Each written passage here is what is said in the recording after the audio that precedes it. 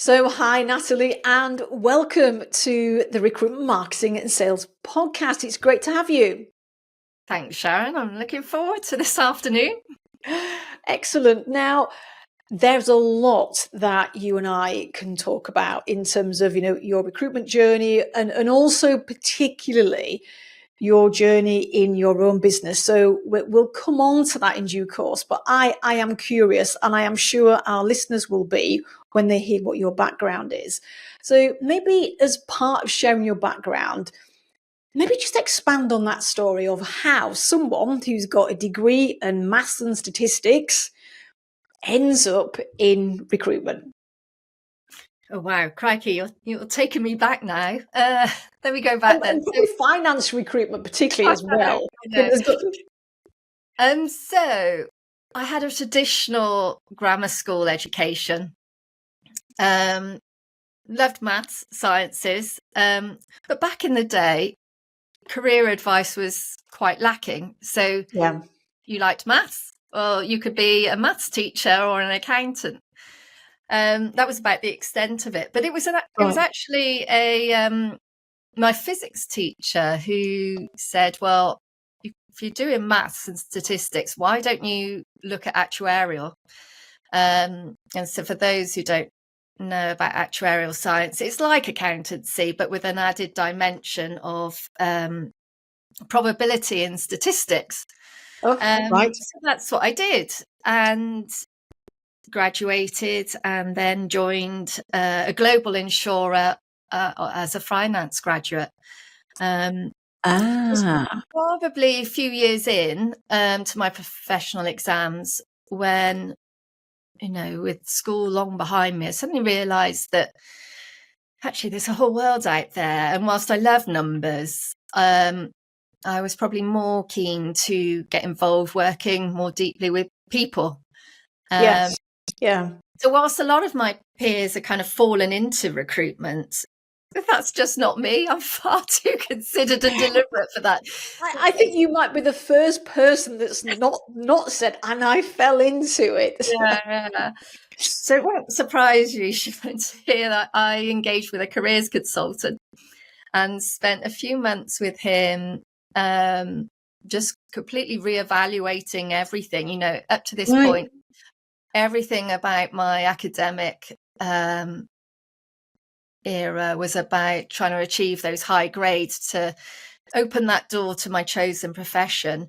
But after a few months of working with him, turns out that we concluded I probably belonged in either financial recruitment or financial training. But by this point, I had my first mortgage. I was earning a good salary as a finance graduate. So the spoils of the recruitment industry were beckoning, really. Right. And that's where I then embarked on a journey with a large corporate recruiter whose, training was excellent, really. And the rest, they say, is history. So I mean, that was probably a while ago, sort of 25-ish years ago from when I think you joined the industry. Yeah. I mean, like many, who are at this point in our careers, we've seen quite a lot of change. But I mean, what have you experienced in terms of change, within financial recruitment, over that period of time? Oh, it's been massive change. I mean, when I first started in recruitment in London, we didn't have mobile phones. We didn't have email. God. We're going back now, aren't we?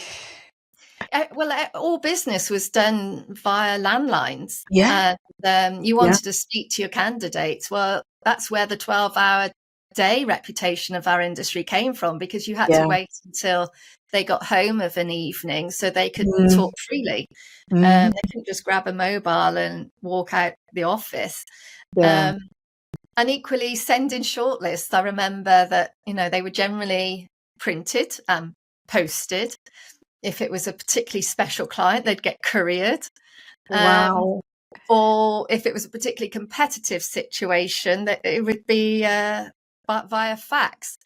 But of course, there was one fax machine in the office, and if everyone was in a similar boat, then you'd see these piles of shortlists getting ready to be faxed.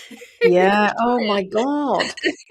Not quite as confidential, is it? And I mean, and I suppose something it makes me think of, sorry to just jump in there, but something that just came to mind is, how long was the recruiting process then compared to today? Oh, that's quite an interesting one, because to be honest with you, personally, I don't actually think we're very, that much more productive. I think Right. in today's digital age, there's just an awful lot more white noise. So Yeah. you've got to be Right. laser focused to cut through all that. Mm. Whereas, back then, if someone had to, read an advert, I mean, those were the days I was selling FD adverts in the FT, in the pink Yeah. newspaper, highly coveted. 10 grand a time those adverts cost. Well, if someone had gone to the bother of reading your advert, Yeah. updating their CV, maybe writing a covering, well, they actually all came with covering letters back then, and then posting it, you knew that they were very much interested. But today, Mm. it's very easy to apply for adverts, without even reading them. Yeah. And so, you have to wade through a lot more detail these days compared to back then. Yeah. Back then, you had to, in order to have access to, arguably the best candidates, the best companies as clients, you had to work for one of the large recruiters, because they had the extensive databases. Right. But that all changed really when LinkedIn came along and disrupted our industry. Once that gained traction, that's probably the largest, most up-to-date database of professionals there is. And, Yeah. it's readily available to anyone. And so thinking about that then, and I suppose the impact that had on really successful people, perhaps then considering, actually, I don't have to work with a big, corporate organization that's got that massive database, and a big brand reputation, let's say, because when LinkedIn arrived, online arrived. What was it then, perhaps, that made you think of transitioning from that corporate structure? Because you'd had a very, very successful career within that corporate structure. So why? I guess why give that up when you were as successful as you were, to set out on your own and build something that build your own brand? Yeah, it's an interesting one, really, because, having gone the academic route, gone the, global PLC finance employer, and then similarly PLC corporate recruiter, never in a million years did I ever think I would be working for myself. That was never, it was never in my game plan. I was quite happy being part of a big corporate machine, and Yeah. all the infrastructure that brought with it. It's got a lot of benefits. But I think I reached a point in my corporate career, as a director in the business, 100% client facing. So after I'd had my children, I actively chose not to be managing a team. I Right. wanted to focus my energies. Well, it's always been client focused for me, and the candidates whose careers I nurture. But I was getting to a point where I was enjoying working with business owners of growing SMEs. I was really leaning into that area of the market. Yeah.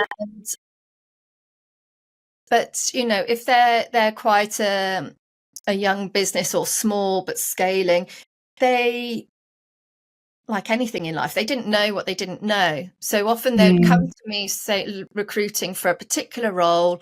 And because of my niche within the corporate structure, that was my client, new client, prospective client to go and to win. But still happens today. Over 90% of the time, once I've spent time with that business owner, properly qualifying them, properly getting to understand their business, how they came to be where they are today, what the future plans and aspirations are, who all the key stakeholders are and their wants and needs. Invariably, you end up with quite a different looking job spec. And so it was just happening on a far too frequent basis that I'd have to advise the client that actually, no, we need to be recruiting for this role. But because all those parameters had changed, actually, I'd be getting back to the office and I would need to hand that role on to a colleague because now outside of my remit. But I wasn't particularly comfortable doing that because the client had bought into me and the expectation it would be me delivering on this piece of work that I had just sold him. And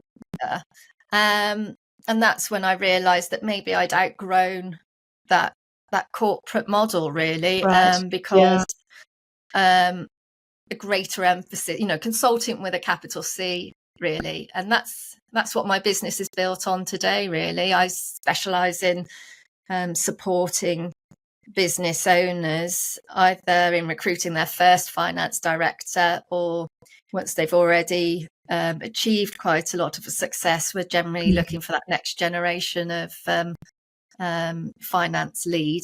And of course, once you face the FD, you then tend to be well positioned to recruit for the team underneath as that evolves over time. Of course, yeah. So having, I guess, developed your own skills to that point where you're consulting and almost helping that client realize that it's something else, it's something different that they need and what they think they need, and then having to sort of hand that over, which I can understand that being uncomfortable because somebody's bought into quite a detailed conversation that I imagine you were having to get them to the point of where they realize actually you need this rather than this. But I'm not going to be the person that's actually going to help you recruit this. I can see that would be and not easy for you because because you really care about what you're doing and that conversation. And also I imagine that level of service that they're going to get, suddenly it's not going to be from you. So when you had that realization then that, okay, maybe I need to do this for myself, what was the vision then for Natalie World Recruitment as we know it today?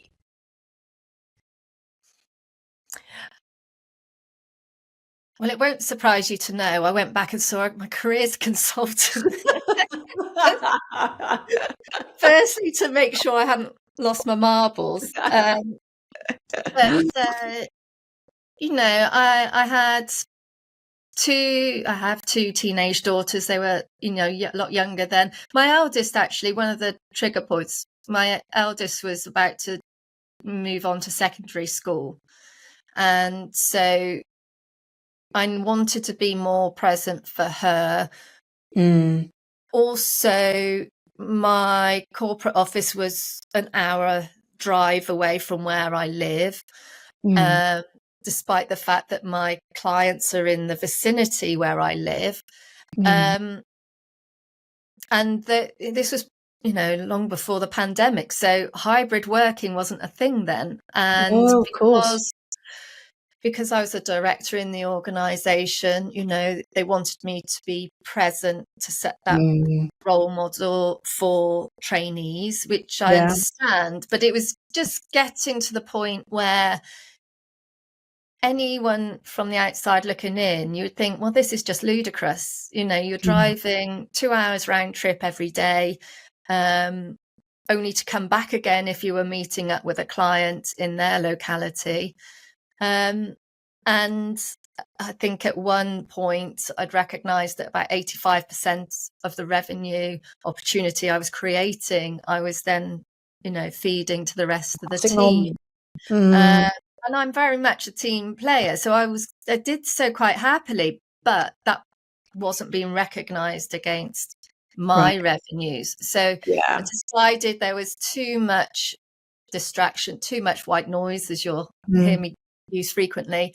And I wanted to just go back to basics, focus on, the client, their business, how to help them grow, and indeed invest that time in individuals and helping nurture their careers. So I just wanted to simplify it. And once I realised that, the clients really do buy into the individual rather than necessarily the corporate brand. Then, as I said, with LinkedIn in full flight, there was no reason not to. No. And so I guess setting off on that path of being a solo independent recruiter, over time, what have you found then, for you, have been some of the most effective strategies, building and nurturing those client relationships? You talked there about, supporting candidates, to nurture their careers. You've only got so many hours in a day. There is only you. I know you have some support team members as well, but what are some of the most effective ways you've found over time to build, nurture, and hold on to and develop those relationships? Well, firstly, treating people like people rather than labeling them as candidates, clients.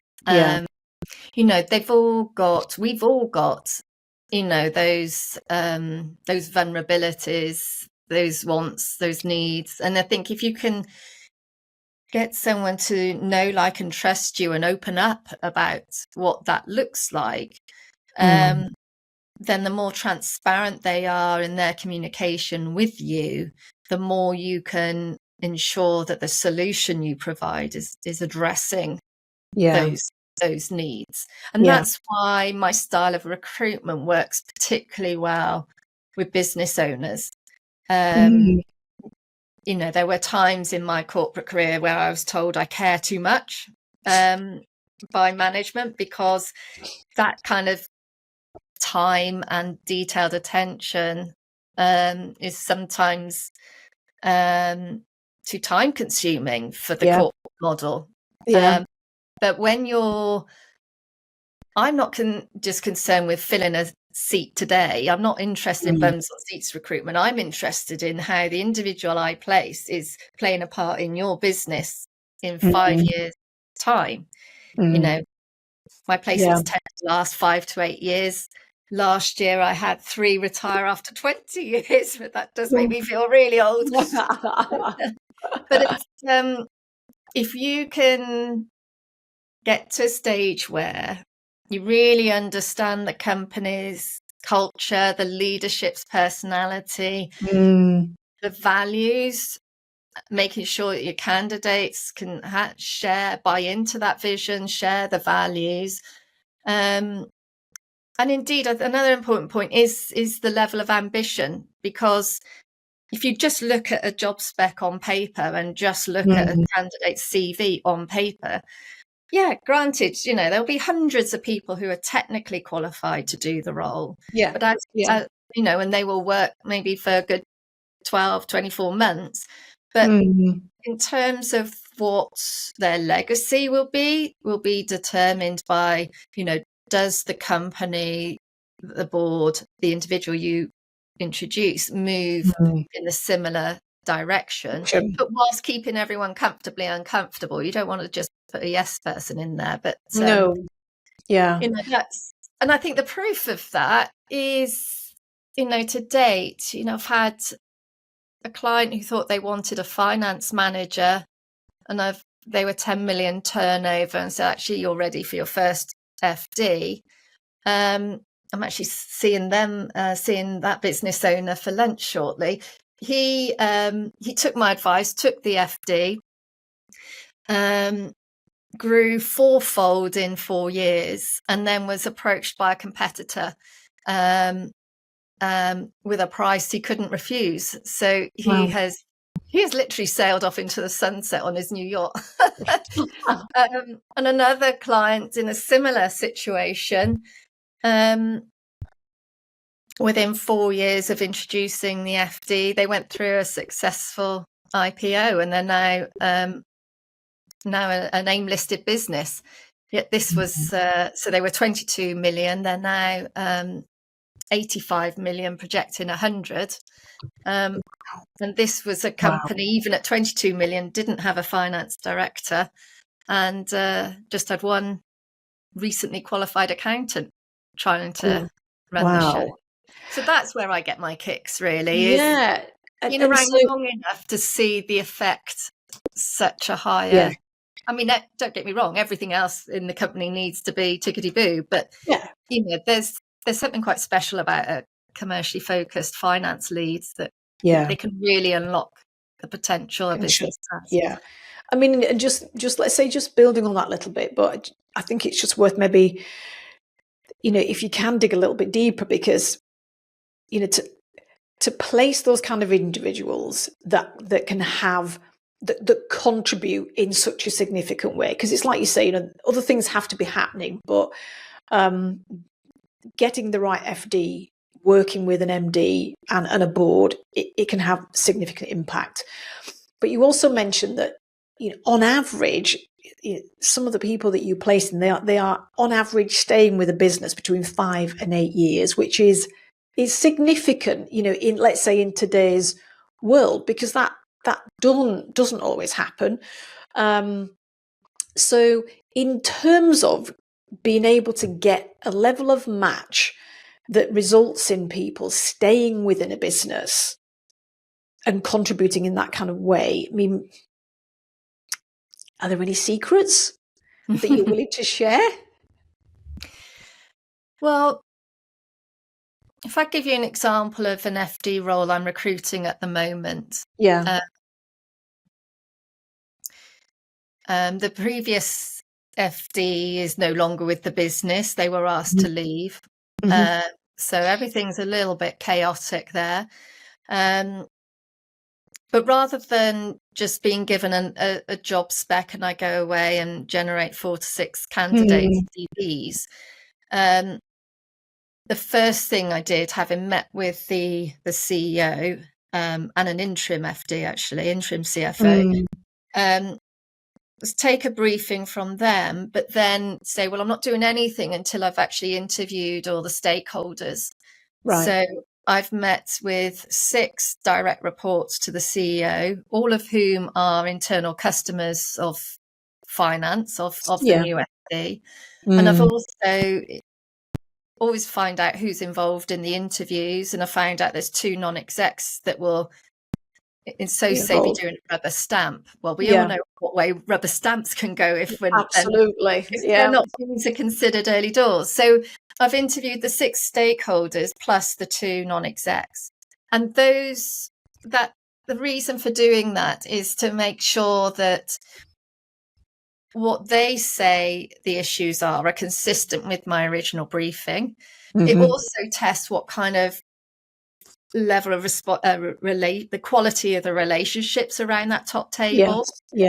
It's interested to hear what they say is broken that needs fixing.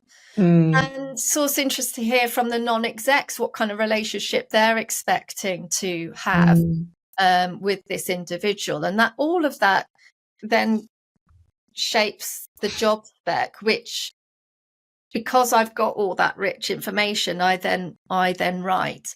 Now, in a past life, I would have been told, don't work a job unless, the job spec's been finalised. Well, no, that, in terms of a proper consultant brief, they don't have the 25 plus years experience of recruiting finance professionals that I have.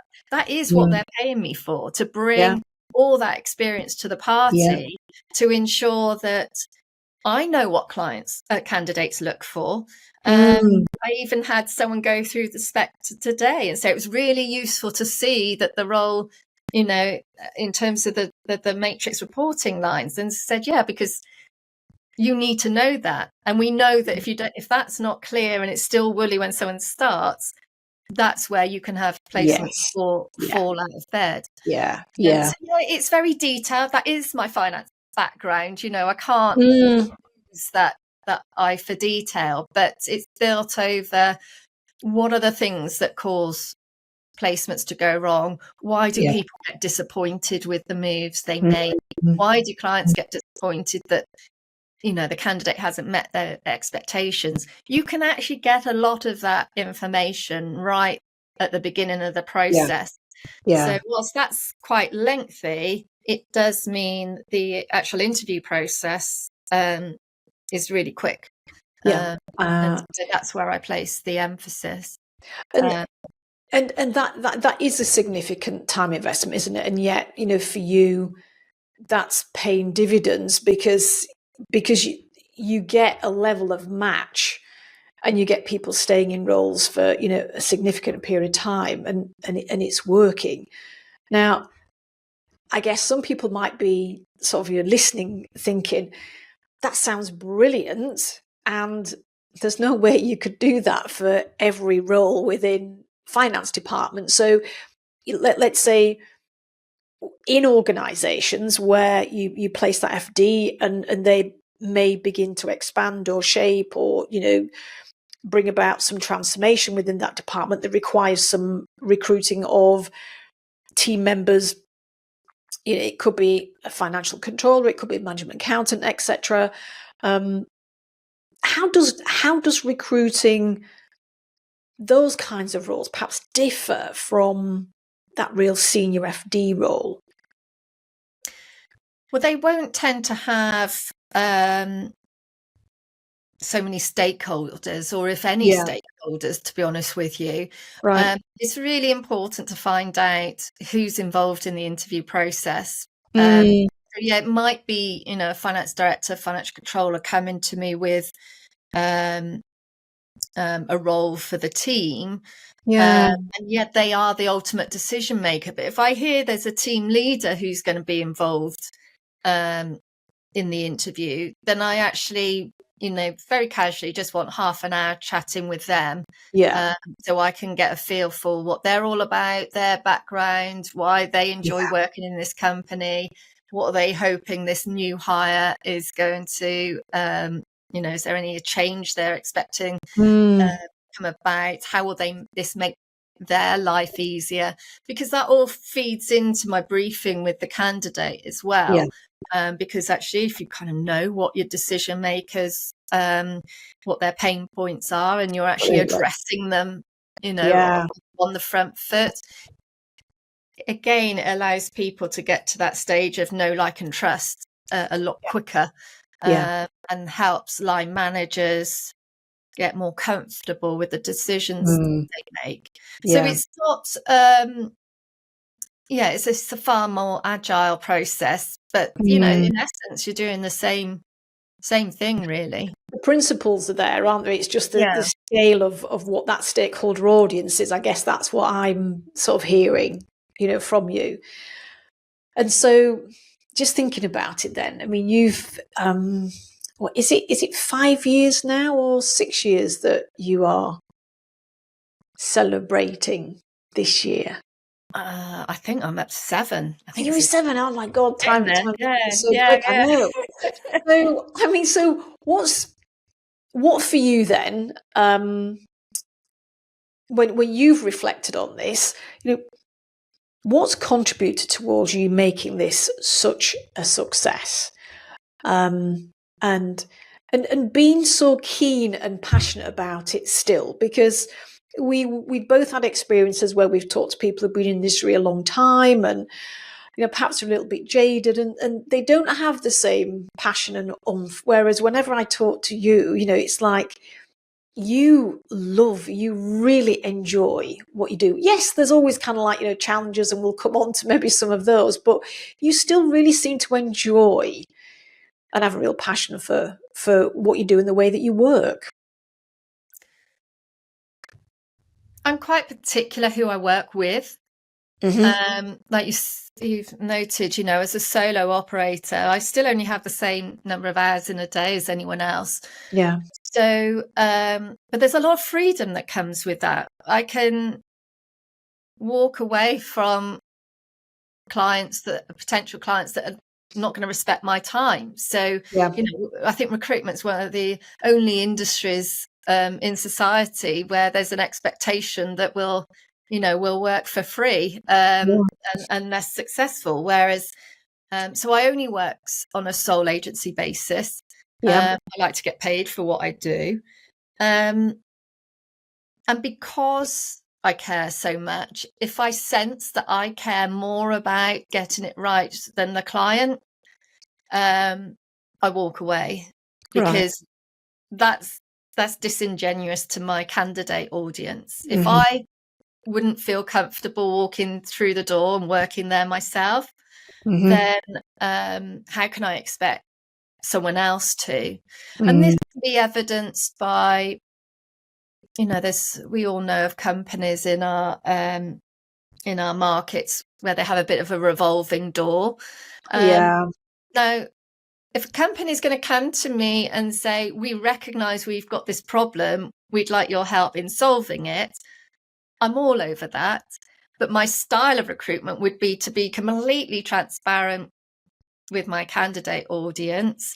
I'll have interviewed multiple stakeholders, so I get various views on what the issues are. And then you get the right candidates stepping forward. Those that want that challenge. There are people that really want something I've got one particular CFO, she'll only go and work for companies that are in complete chaos, because as soon as everything's running smoothly, she gets bored. But those more risk adverse people, understandably, just wouldn't go anywhere near something like that. So I need people to be honest, but you'll only get a feel for that with asking the right questions, the right digging and delving. And by working on a sole agency basis, it means that, and again, the non-negotiable, it is my recruitment process that I am personally bespoken for them. That's quite different. If you're going multi-agency, you kind of have to adopt the client's recruitment process. And that, on average, will not be as bespoke as one that is tailored for each opportunity. It can't be, because you're in a competitive situation, and then it becomes a little bit of a CV bum fight, which is just as a process is like chalk and cheese. It's just not it's not my style of recruitment, really.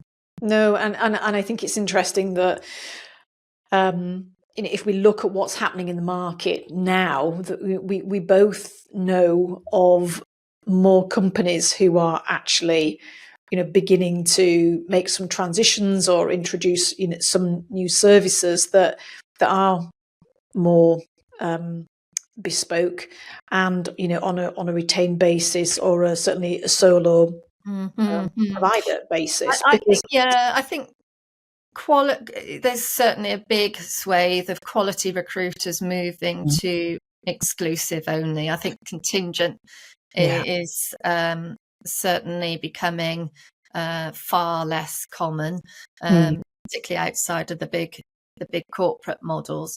I mean, it has to be. The overheads are only going one way. There's more talk about upward pressure on salaries as well. So we have to get paid for the work that we do. Absolutely. And there's no point in having a volume of jobs if you're only only filling a third of them. It's just doesn't make sense, does it? You'll always be able to make more money. You won't be able to make more time. Is something I remind myself of.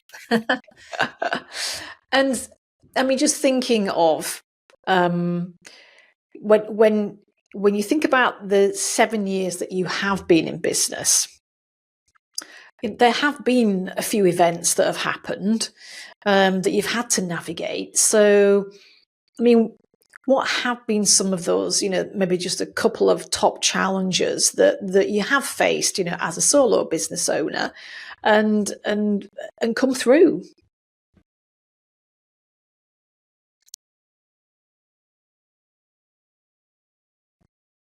Nothing particularly major, if I'm honest. Mm-hmm. I guess when I find myself in a challenging situation, I think that's when my logical brain kicks in, worry about what I can control, not what I can't. Yeah. So my logic background, I think, has served me well. Mm-hmm. I'm quite happy to, if I recognise that partnership, whether that's with a candidate or client, is not going to work, then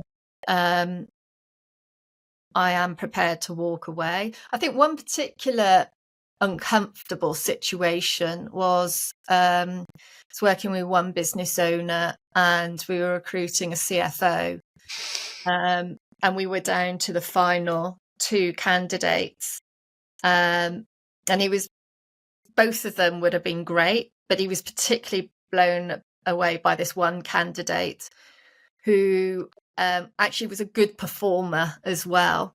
Right. And when it came to the offer management, the offer negotiations, it was very clear to me that this wasn't going the right way. And I don't mean I couldn't got it over the line in terms of, agreeable salary, etc. Mm-hmm.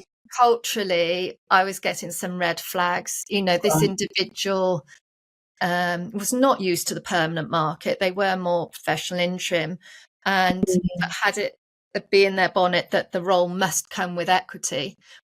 I know this business owner. I know the family setup. Not even his wife has equity. Right. So for this individual who's not been part of their journey so far, that was never going to happen in the sort of time frame they wanted.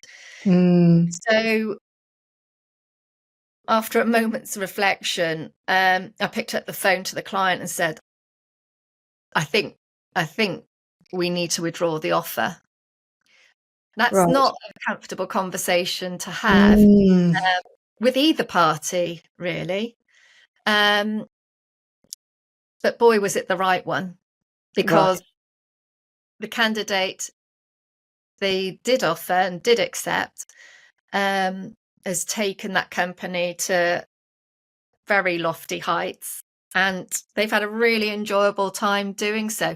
And yes, equity did come in the fullness of time, but not until there were some very major milestones that had been met. So I'm not really comfortable having that much influence, but from experience when the time to step up is, and not avoid the difficult conversations. There's a lot of working with business owners. You've got to be brave to call things out, and sometimes say things they don't want to hear. Yeah, and that's what, going back to something you said, that's what people are paying for. They're paying for all that experience and knowledge and insight, and also you've mentioned several times about know, like, trust. That trust is absolutely integral, isn't it, to your process. And so for you to know that you've had a conversation with a candidate where they're revealing some of the things they're revealing and you're getting red flags, and not to take that conversation with the client, that's just, to me, that as the Natalie I know, that's completely out of alignment. And yet by having that conversation, it only adds to your reputation. I mean, that would be something, I guess, that I've seen over the time that that we've worked together, and I've known you. And I'm really conscious of time, and I could keep on talking to you and asking loads of questions, but just thinking about, let's say, what you were alluding to earlier about, a lot of companies are moving towards perhaps a more exclusive kind of like model within our recruitment market. I just wonder, because I'm sure you will have thought about this because you're very thorough and analytical and detailed. But when you look to the future, what do you see perhaps might happen, or how might that finance accounting market evolve? Because the pace of change, with technology and everything, is it's just so huge at the minute, isn't it? It is, and there's an awful lot of white noise out there once again.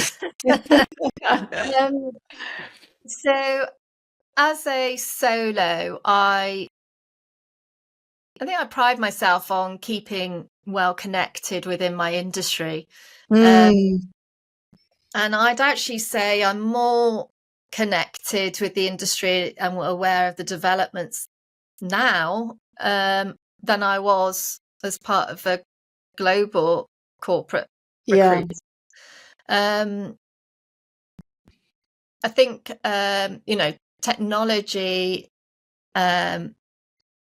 is hugely beneficial. That there's a lot of improvements to be had, but providing people recognize its place, in terms of what we were talking about, in terms of building relations with business owners and helping people nurture their careers. AI automation is not going to replace any of that whatsoever. It can take a lot of the transactional heavy lifting away. It can influence there, but it's a bit like when I set up on my own. I adopted video shortlisting. Well, I was told at the time that that was going to be commonplace by now, and it is. Everyone's aware of it, but that doesn't mean everyone's adopted doing it. No, absolutely. So that remains a USP today, because 9 times out of 10, the audience I'm serving has never come across it before. And I'm using it to, I don't leave voicemails, I leave video messages. And so, it stands out, and people respond in the way that, they're not picking up voicemails, the emails are getting buried. So technology is definitely useful. I think you get left behind if you don't embrace technology. Yes, I think it's interesting, isn't it? As you say, there's a place for it, and it's about embracing those elements, and it's looking at how can you use those to enhance excuse me, that time that you have for the human interaction, because that is what you can't necessarily replace. And we always talk about our industry as being so relationship focused, and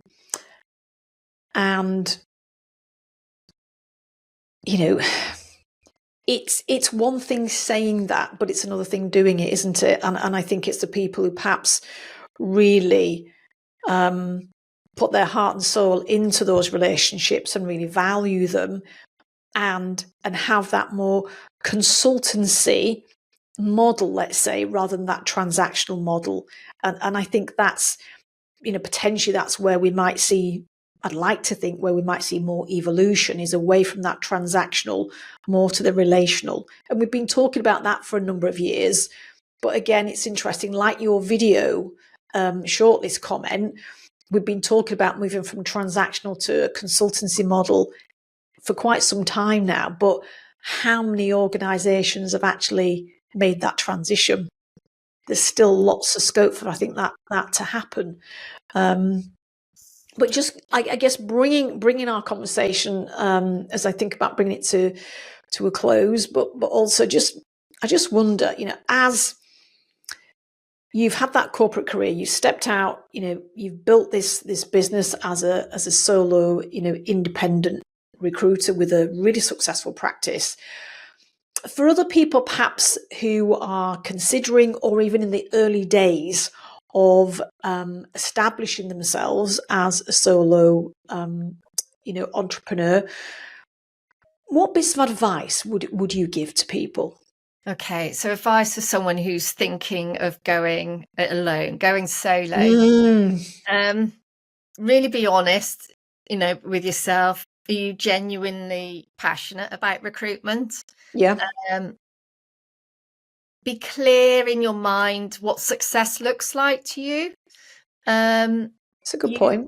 Because once you're clear as to what vision you're holding for yourself, it Mm. makes decisions a lot easier, a lot quicker to make. So for Yes. Yeah. me, I always wanted a lifestyle business. It works well with my family. It means that I can be very selfish with my time in how I work with clients and candidates. I always put those for them first in my business. I don't feel that works when you've got a team and you're the boss and you've got employees. That's just not fair. So Mhm. that's not the model I wanted for Mm. myself. So be clear. So be clear on that, and